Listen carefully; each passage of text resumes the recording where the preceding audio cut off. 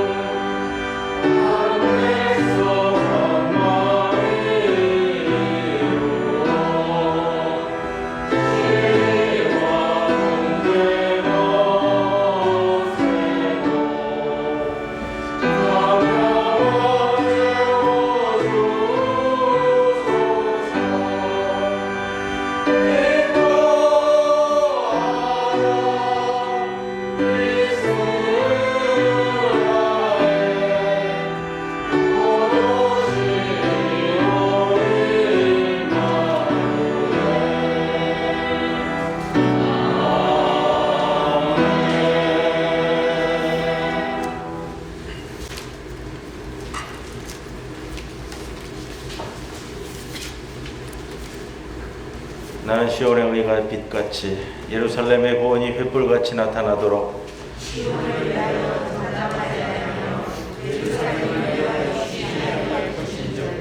이방 나라들이 내 공의를 뭇 왕이 다 내 영광을 볼 것이요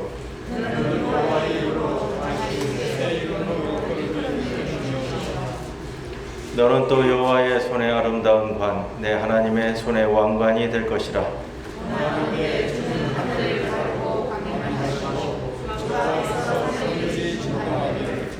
불이 섭을 사르며 불이 물을 끓임 같게 하사 주의 원수들이 주의 이름을 알게 하시며 이방 나라들로 주 앞에서 떨게 하옵소서.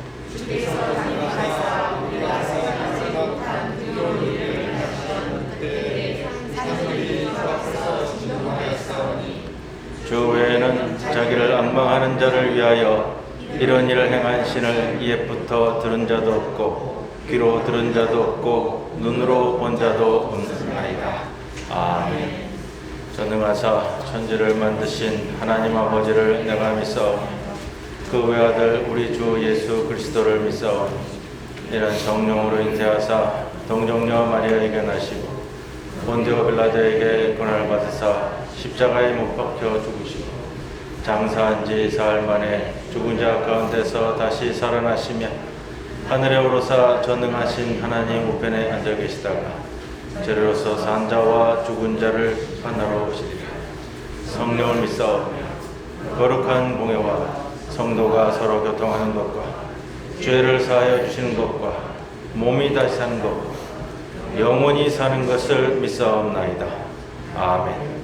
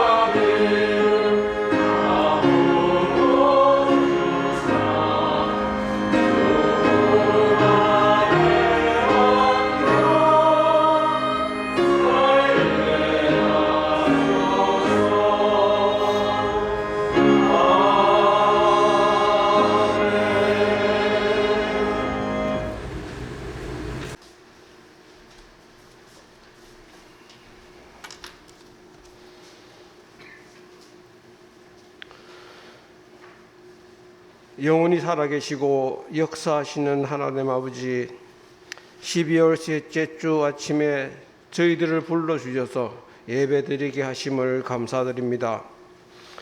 하나님의 변함없는 사랑이 저희를 이 자리에 있게 했습니다. 거룩한 하나님만을 경배하며 온 마음으로 뜻을 다해 예배드리오니 받아주옵소서. 2021년도 역사의 뒤안길로 사라져 가고 있습니다. 다시 돌아오지 않을 시간입니다. 시간은 흘러 현재는 과거가 되고 미래는 현재가 됩니다. 2021년은 희망과 좌절이 교차하는 시간들이었습니다.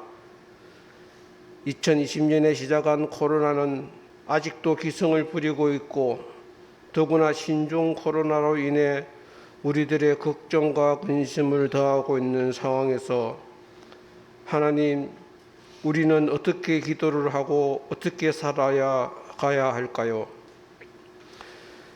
예측할 수 없는 상황이 연이어 일어나고 있습니다. 확진자가 폭발적으로 늘어나면서 적지 않은 사람들이 목숨을 잃고 있습니다.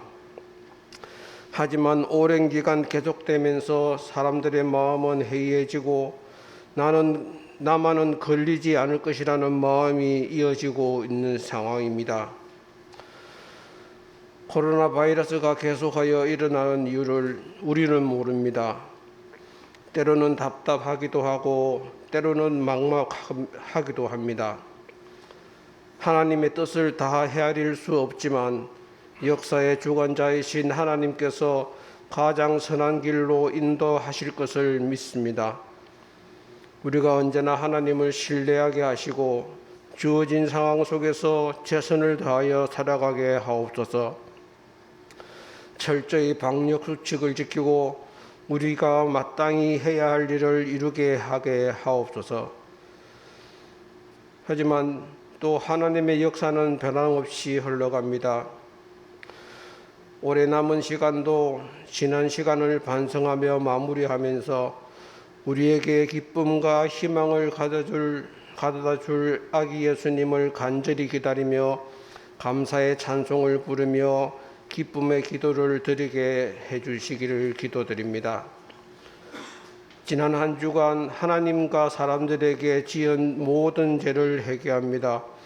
믿음을 따라 행동하기를 보다는 세상의 방식을 따랐음을 고백합니다. 사랑의 하나님, 긍휼을 베풀어 주셔서 모든 죄를 용서하여 주옵소서.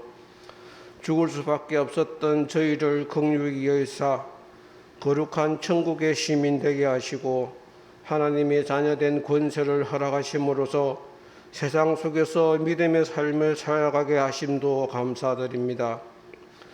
주의 보혜의 능력이 온전히 우리 가운데 충만하게 하셔서 남겨진 시간들을 영적으로 승리하게 하여 주옵소서. 부산 중부교회에 속한 모든 하나님의 권속들을 한 명 한 명 기억하여 주시고 그들의 일거수 일투족을 살피사 하나님의 은혜 가운데 머물게 하시고 일상에 처해진 모든 문제를 하나님께 매달려 기도하고 간구함으로 해결할 수 있도록 은혜 내려주시기를 기도합니다. 치유적인 조정삼 장로님과 조석저 집사님께도 함께 해주셔서 치유의 은혜를 내려주시기를 간절히 기도합니다.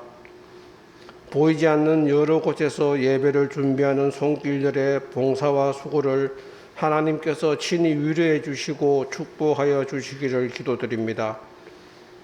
하나님의 말씀을 선포하시는 목사님을 성령의 능력으로 붙드시고 선포된 말씀을 통하여 강팍한 마음이 부드러워지고 상처난 마음이 치유되게 하여 주옵소서. 선포되는 말씀을 통하여 저희에게 하나님의 뜻이 무엇인지 알게 하시고 한 주간 살아가는 원동력이 될 수 있도록 기도합니다.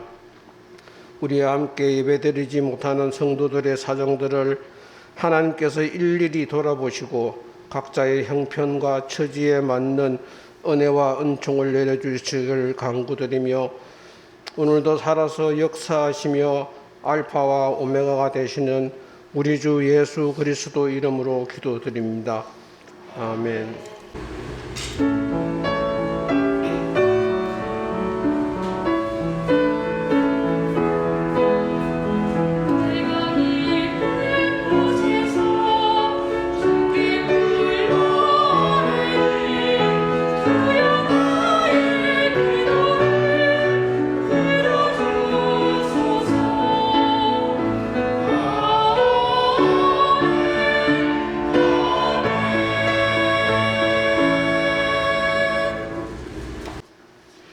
시편 봉독하겠습니다. 오늘의 말씀은 시편 80편 1절에서 7절 말씀입니다.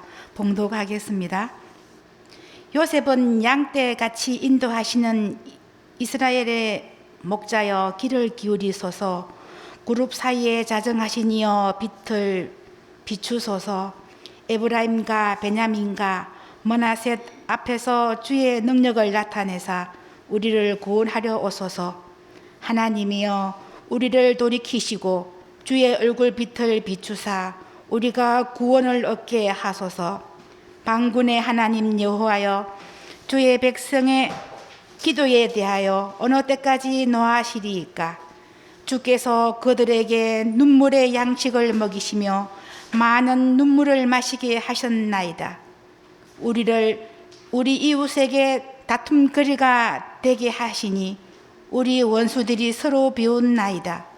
만군의 하나님이여 우리를 회복하여 주시고 주의 얼굴에 강철을 비추사 우리가 구원을 얻게 하소서. 이는 하나님의 말씀입니다. 아멘.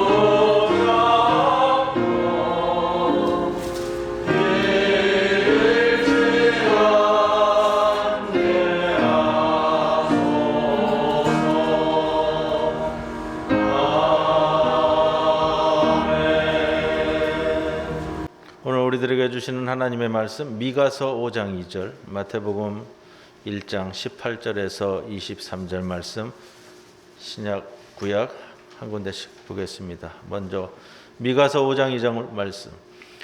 베들레헴 에브라다야 너는 유다 족속 중에 작을지라도 이스라엘을 다스릴 자가 내게서 내게로 나올 것이라. 그의 근본은 상고의 영혼에 있느니라. 마태복음 1장 18절에서 23절 말씀입니다. 예수 그리스도의 나심은 이러하니라.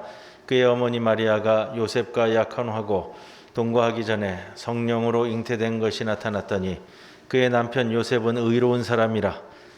그를 드러내지 아니하고 가만히 끊고자 하여 이 일을 생각할 때에 주의 사자가 현명하여 이르되 다윗의 자손 요셉아 내 아내 마리아 데려오기를 무서워하지 말라. 그에게 잉태된 자는 성령으로 된 것이라. 아들을 낳으리니 이름을 예수라 하라. 이는 그가 자기 백성을 그들의 죄에서 구원할 자이심이라 하니라. 이 모든 일이 된 것은 주께서 선지자로 하신 말씀을 이루려 하심이니 이르시되 보라 처녀가 잉태하여 아들을 낳을 것이요 그의 이름은 임마누엘이라 하리라 하셨으니 이를 번역한즉 하나님이 우리와 함께 계시다 함이라. 이 말씀 가운데 성령께서 함께 하시기를 기원합니다.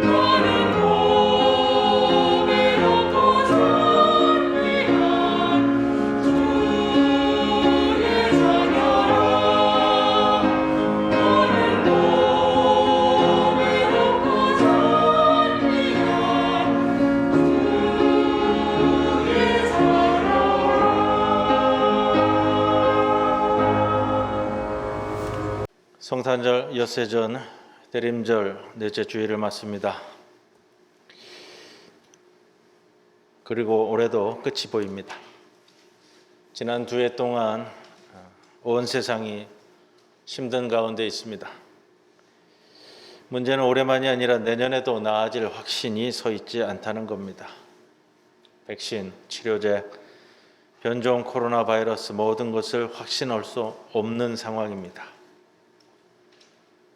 어쩌다 우리 인류가 이렇게 되었을까? 누구의 탓을 할 때는 아닌 것 같습니다.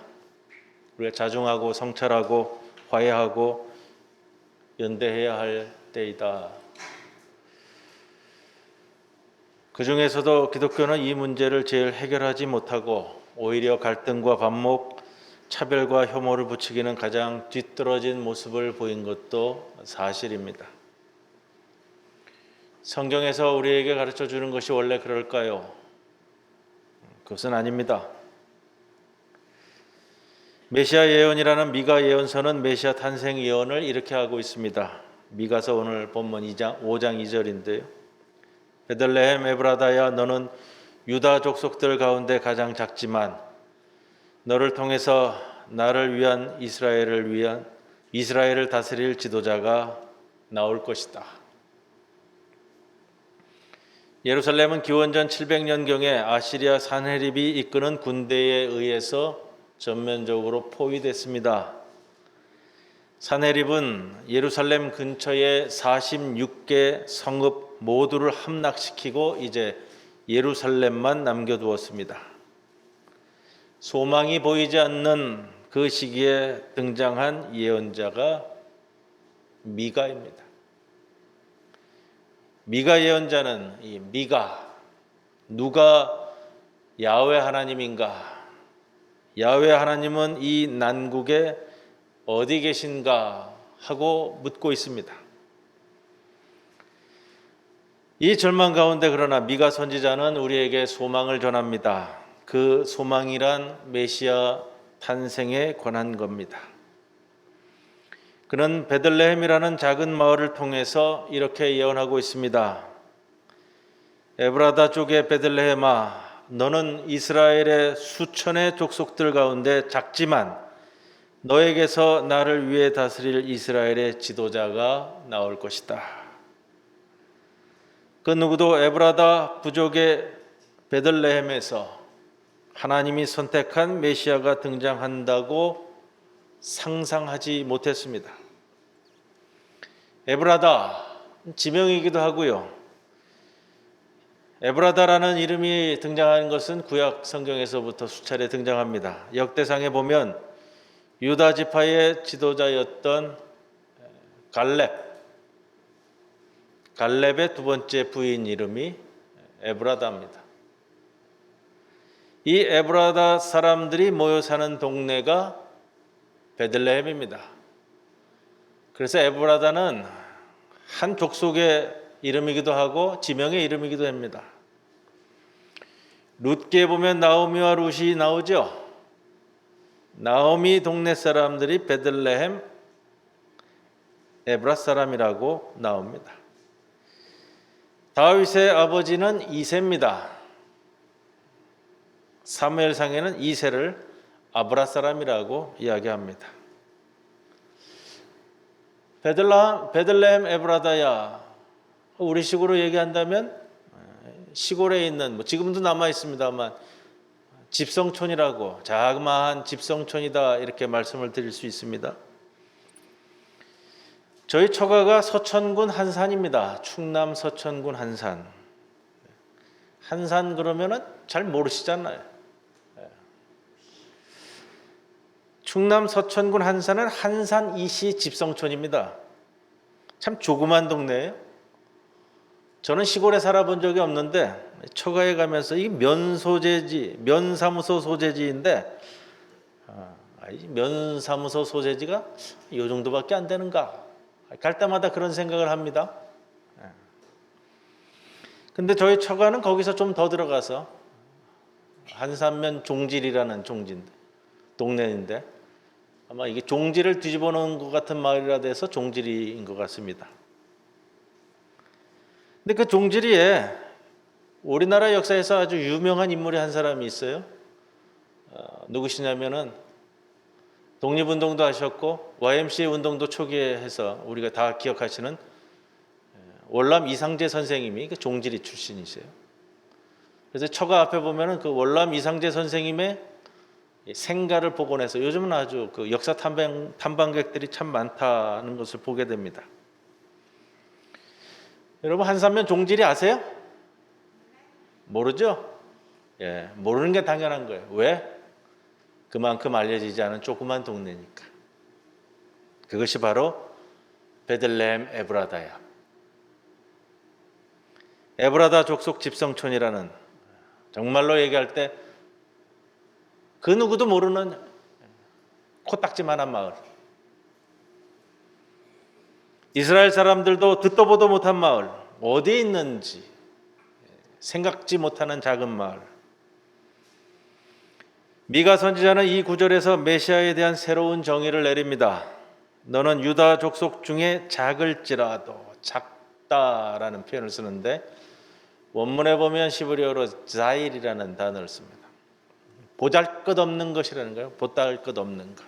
제가 앞에서 말씀드린 것처럼 코딱지만한 것. 이 보잘것없는 것에서 메시아가 탄생한다는 겁니다. 메시아 탄생은 이 보잘것없는 것들이 어떻게 위대한 것이 되는지를 알려주고 있습니다. 메시아 탄생을 가장 먼저 알게 된 사람은 누구일까요? 우리가 상식적으로 생각하면 메시아 탄생을 가장 먼저 알아차릴 사람은 누굴까? 늘 성경과 율법을 연구했던 제사장들, 율법학자들, 이들이 늘 하늘을 쳐다보면서 기도하면서 말씀을 보면서 메시아의 탄생을 알 텐데, 상식으로 들여다본다면 이들인데 그들이 아니었습니다. 예수의 탄생을 제일 먼저 알아차린 사람들은 누구냐? 저 멀리 동방에서 하늘을 보고 새로운 통치자가 나올 것을 알아차린 동방 박사들. 그 동방은 어디죠? 지금으로 얘기하면 이란 땅이에요. 이란 땅. 그들은 큰 별이 등장한 것을 보고 이란에서부터 예루살렘까지 추운 겨울날에 어떻게 왔을까요? 저는 낙타 타고 왔다는 것에는 동의하지 않습니다. 당시에 낙타라는 거는요, 지금으로 얘기하면 우리나라에서 대형 승용차를 몰고 왔다라는 개념이거든요. 이 사람들이 대형 승용차인 낙타를 타고 왔다라는 것은 저는 동의하지 못해요.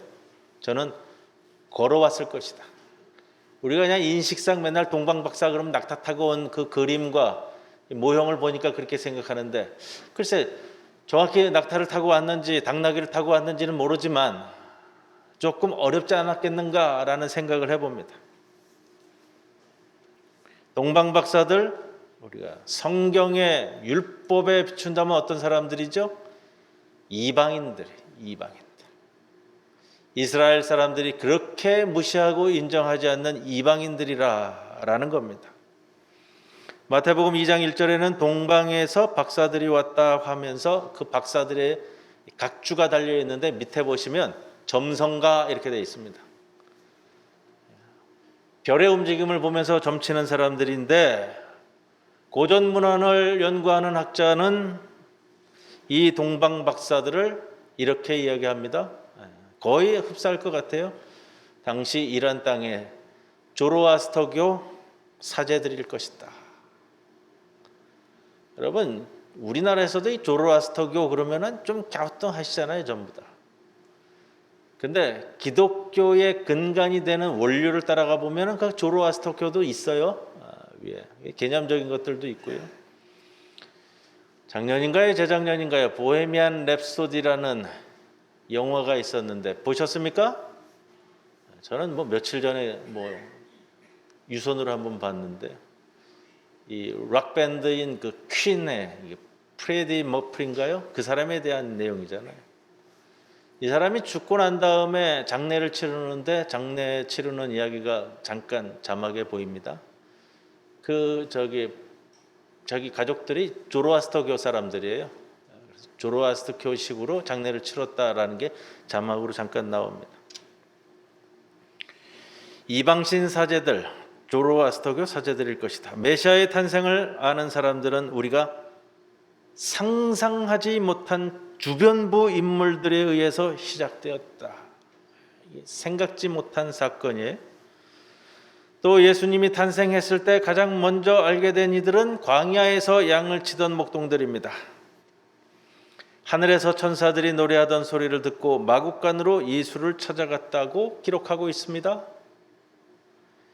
예수의 탄생, 예수의 부모, 예수의 탄생을 찾아간 첫 번 목격자들은 모두 다 우리가 예상한 사람들이 아니라 전혀 예상하지 못했던 예상 밖의 인물들, 예상 밖의 지명에서, 장소에서, 예상 밖의 사람들에 의해 그 예상 밖의 것들을 통칭하는 단어가 오늘 자일이라는 이 단어, 작을지라도, 보잘것없을지라도, 코딱지만 하더라도,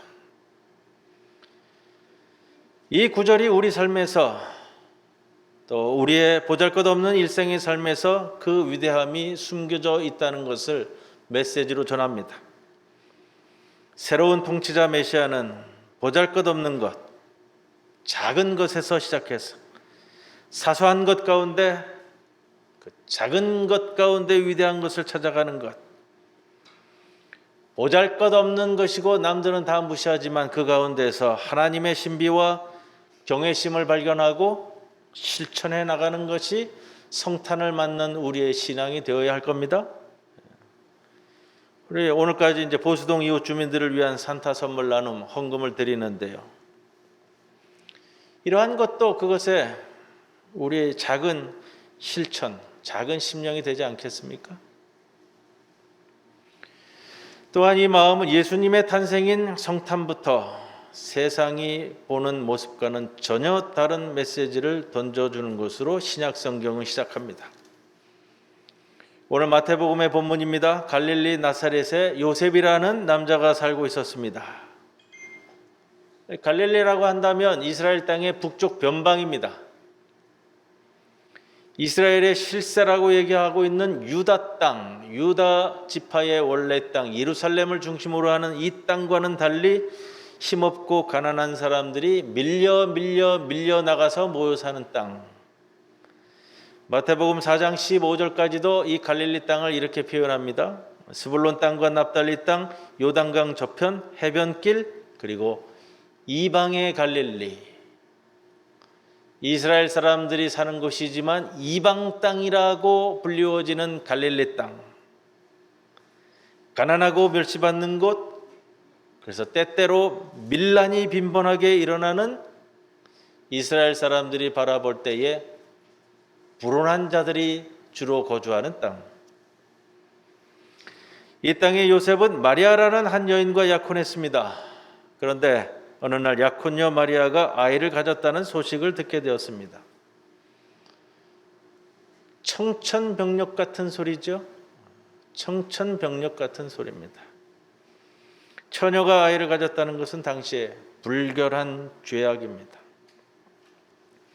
정말 말로 할 수 없는 부끄러운 일입니다. 오늘날도 그리 좋은 시각은 아니죠. 한쪽에서는 그런 표현도 쓰더라고요. 요즘은 혼수 중에 하나가 아이 가져오는 거라고. 그렇게까지 저는 얘기하고 싶지는 않습니다. 꼭 그렇게까지 해야 될까? 2000년 전 고대 사회입니다. 지금도 이러한데요. 요셉도 그걸 알고 있었습니다. 사회 통념상 바라본다면 마리아를 죽일 놈 살릴 놈 하는 것이 맞습니다. 그게 맞다는 거예요. 처녀가 아이를 가지면 돌로 쳐 죽임을 당하는 율법이 있습니다. 요셉으로서는 어떤 마음일까요?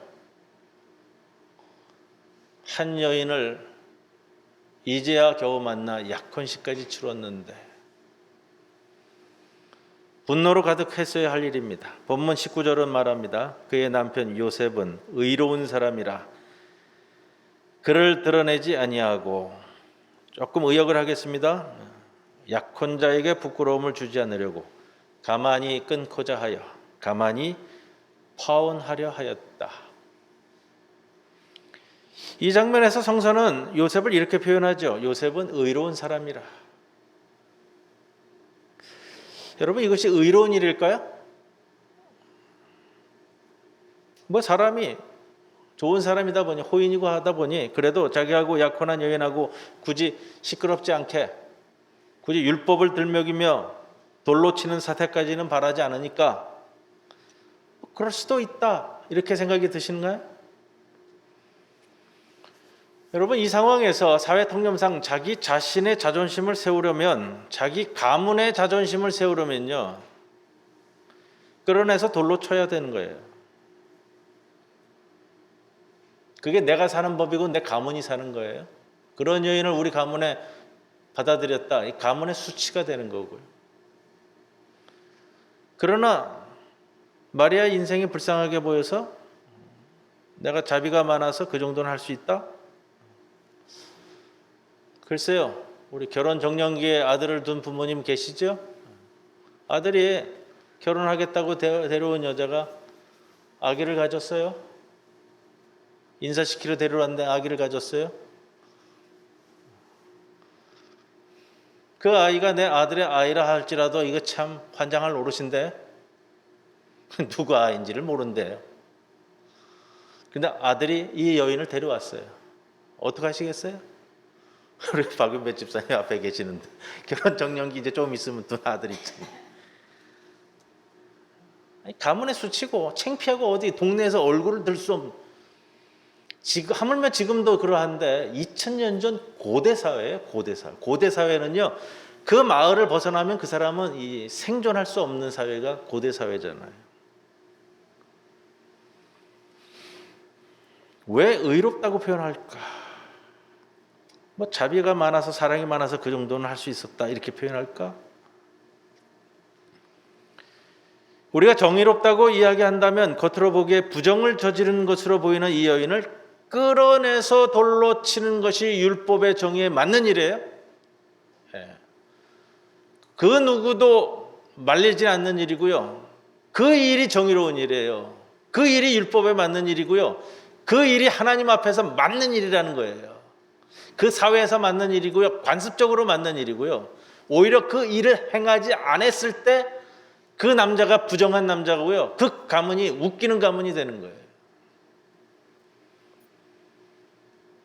의롭다는 말은 헬라어로 디카이오스라고 얘기하는데, 이 뜻에는 여러 가지 뜻이 있지만 뭐 정의 뭐 이렇게 뜻도 있는데, 법을 잘 지키는, 율법을 잘 지키는 이런 뜻도 같이 포함하고 있어요. 그런데 성서에서 말할 때의 의라는 개념은 또 뜻이 달라져요. 무엇을 중심으로 한 표현이냐면 관계를 중심으로 하는 표현이에요. 그 의는 관계를 중심으로 할 때 이루어지는 표현으로서의 의예요. 관계성 속에서의 단어라는 거예요. 요셉이 의로운 사람이었다라는 표현으로 하나가 던져질 때 우리에게 주는 표현은 뭐냐면 요셉이 약혼자 마리아를 생각했다는 거예요. 나 자신, 내 가문이 아니라 마리아를 생각했다는 거예요. 곤고한 당해 나 살 길, 내 자존심, 내 가문 생각하기에 급급할 수밖에 없는 그 순간에, 그러면 끌어내서 돌로 치는 것이 맞아요. 사회가 요구하는 것이 사회적 통념이고요. 당시 종교적인 합리성이고요. 이게 사회를 지켜나가는 관습이에요. 그런데 요셉은 이것을 뛰어넘어 남을 생각하게 돼요. 이 여인이 당할 부끄러움을 생각했다는 겁니다. 부끄러움 정도일까요? 이 여인에게서는 목숨이 달린 일이 될 수도 있는 거예요. 나는 옥장이 무너지는 듯해요. 한번 생각해 보세요. 내가 사랑하는 여인, 이 마을에서, 이 동네에서 모든 이들의 축복을 받아 결혼을 해도 될까 말까한 이 어려운 갈릴리 땅에서 누구의 애인지 모르는 애를 베고 왔어요. 소리 소문 없이 파혼하기로 결심합니다. 더 깊게 생각한다면 어떤 의미로 소문내지 않고 마리아가 안전하게 다른 동네 가서 새로운 인생을 살아갈 수 있는 길을 열어주려고 하는 마음도 있었을 것이다. 어떤 학자가 그런 말도 썼더라고요. 이렇게. 그런데 이걸 생각하세요. 2000년 전 사회 풍토상으로 이러한 것까지 다 넘겨짚어서 생각할 수 있는 그런 분위기가 아니라는 거예요. 가만히 파혼하려 하였다는 말뜻은 그런 겁니다. 요셉, 의로운 사람 요셉, 마리아의 장례를 생각하고 요셉이 내가 겪고 있는 이 풍비박산난 이 심령, 이 어려움보다도 졸지의 미혼모가 된 마리아의 처지를 먼저 생각하는 성품을 소유할 수 있었을까? 이것을 성서가 의로운 사람 요셉이라고 표현합니다. 요셉에게 주님의 천사가 꿈에 나타나죠. 천사가 말합니다. 20절 하반절에 다윗의 자손 요셉아 내 아내 마리아 데려오기를 무서워하지 말라. 그에게 잉태된 자는 성령으로 된 것이다. 주의 사자가 요셉의 꿈에 나타났어요. 정신분석하는 학자들이 성서 해석하는 면들이 있는데 언젠가 그 아티클에 이런 내용이 있어요. 이 장면을 정신분석학자들이 표현했는데 꿈은 무의식의 발현이라고 그래요. 의식은 지금 의로운 행동에 대한 것은 지금 의식적인 거고요. 꿈이라는 것은 무의식의 발현이라고 합니다. 의롭다는 것은 사람이 할 수 있는 윤리 도덕적 의식 세계입니다.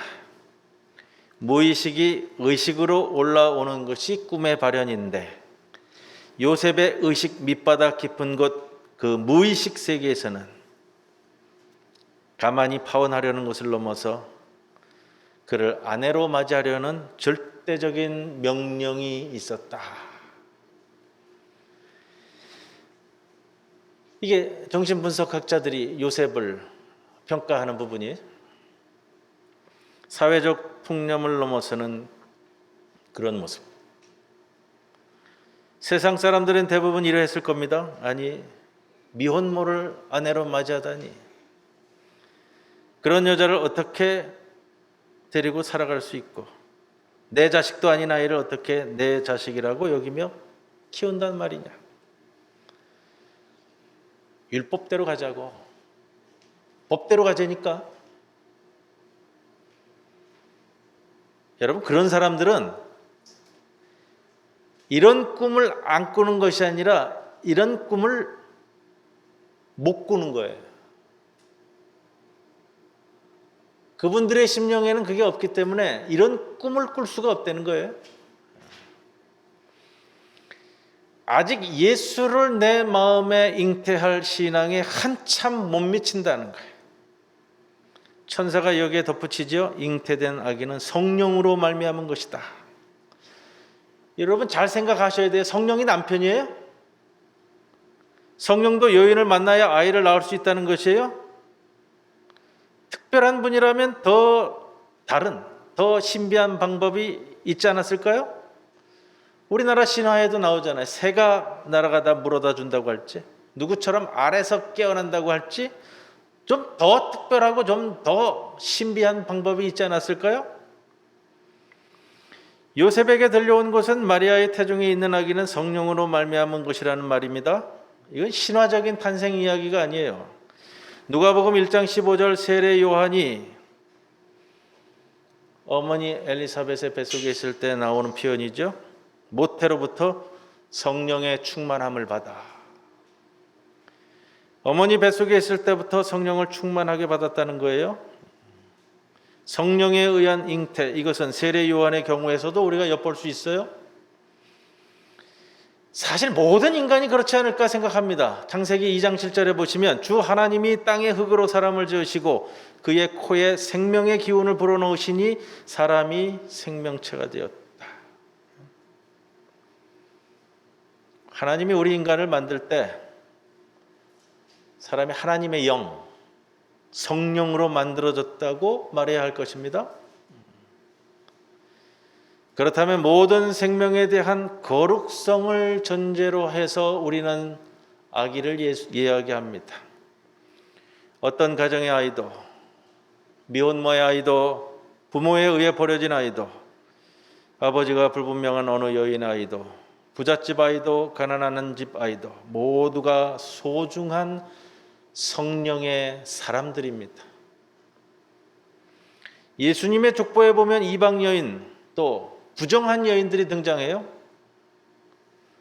모든 인간은 존엄한 존재이자 거룩한 존재라는 것을 우리에게 메시지로 주는 것은 아니겠습니까? 성서에서 이 아기를 갖게 된다는 소식을 듣는 것을 한자 표기로 수태고지라고 그래요. 수태고지. 성경 공부할 때 제가 몇 차례 말씀을 드렸는데, 우리나라식으로는 뭐냐면 이 태몽이잖아요. 태몽. 태몽은 누가 꾸죠? 이 자식들 다 낳아 보셨잖아요. 태몽이 없으셨어요? 예? 본인이 누구예요? 애기 엄마. 예, 애기 엄마가 꾸기도 하고요. 또 애기의 할머니가 꾸기도 하고요. 가까운 친척들이 꾸어서 알려주는 경우도 있고요. 옆에 사는 지인들이 대신 꾸어서 알려주는 경우도 있어요. 성서에서 보면은 우리식으로 이 태몽인데, 이 수태고지는 엄마에게 임합니다. 그렇죠? 근데 가끔 아빠에게도 임해요. 누가복음에서 보면 아기 예수의 수태고지는 마리아에게 임합니다. 마태복음은 아버지인 요셉에게 임해요. 그렇죠? 지금 마리아 얘기가 안 나오잖아요, 오늘 본문에. 그래서 여성 신학자들은 마태복음을 별로 안 좋아해요. 누가복음에 나오는 여성에게 임한 예수님의 수태고지를 좋아해요. 그래서 흔히 여성 신학자들은 마태복음을 좀 남성 중심적이라고 평하는데, 여러분 그럴 수도 있지만 이게 남자냐 여자냐의 문제가 아니고요. 마태복음서 기자가 우리에게 전하려는 메시지는 그런 방향과는 좀 다르게 보여집니다. 마태복음에서는 이 거룩한 잉태의 초점을 요셉에게로 가져가야 된다는 이 시각이에요. 요셉의 의로움, 그리고 그 의로운 자에게 하나님은 그 고통당하는 여인을 아내로 맞이하라는 꿈을 넣어주어 거룩한 잉태가 가능했다는 겁니다. 요셉은 다른 사람의 고통을 생각하는 의로운 자였습니다. 주보 표지 보세요. 오늘 제가 이거 구한이라고 거의 반나절을 저 위키미디아를 다 뒤져가지고서 이걸 찾았어요. 이게 수태고지가 마리아에게 나타난 것은 많이 있기 때문에 그 그림은 대부분 마리아가 수태고지를 받는 장면, 이 성화는 많아요. 수천 년 동안. 근데 아버지 요셉의 그린 것이 거의 드물더라고요. 한 서너 컷 찾았었는데 1700년대에 그려진 이 요셉의 꿈이라는 거예요. 제가 이 그림이 참 마음에 들었어요. 참 마음에 들었는데 해설 부분도 따라왔었는데 해설은 별로 마음에 안 들었고요. 제가 이 그림을 보면서 제일 마음에 드는 게 뭐냐면 이 요셉의 팔뚝이에요. 팔뚝. 요즘 제가 팔이 좀 안 좋아서 그런지 이 사람의 팔뚝을 보니까 너무 마음에 들더라. 이 근육이 아주 우렁하게 있는데, 현장에서 일하던 그 남자 그대로잖아요. 그리고 얼굴을 보세요. 얼굴 왜 이렇게 늙은 사람으로 그랬나라는 생각이지만, 노동 현장에서 땀 흘렸던 이 이마에 주름살이 깊게 패인 이 얼굴, 그리고 우리 그림에서는 잘 안 나와요. 팔뚝 밑에 탁자가 있죠. 탁자 밑에, 그러니까 그림 전체에서 왼쪽 아래에 보면 이게 톱이더라고요. 톱. 컴퓨터상에서는 잘 보이는데 우리 그림으로 인쇄해 놓으니까 잘 안 보이는 톱이에요. 톱. 목수인 요셉을 제대로 그려낸 그림인데 참 고뇌에 차서 이게 지금 고민하잖아요. 요셉의 꿈이라는 그림 제목인데 굉장히 고민 중에 있는 이 모습, 어떻게 할까? 그런데 뒤에 누가 나타났어요? 천사인데 하나님의 사자라고 표현하고 있는데 금발의 미소년이에요. 금발의 미소년. 여러분, 이 그림을 그리는 사람이 자기의 신앙 고백적 표현이에요. 우리가 천사는 뭐 당연히 이쁜 금발의 뭐 이 미소년처럼 하겠지, 아닌데 제가 꿈은 자기 무의식의 발현이라고 그랬잖아요. 요셉이 가지고 있는 자기 심령, 금발의 미소년과 같은 이 순수한 천사의 마음, 그것을 독보적으로 표현해내고 있는 거예요. 이 그림 제가 골라놓고서도 이 그림을 바라보면서요, 너무 제가 마음에 들었어.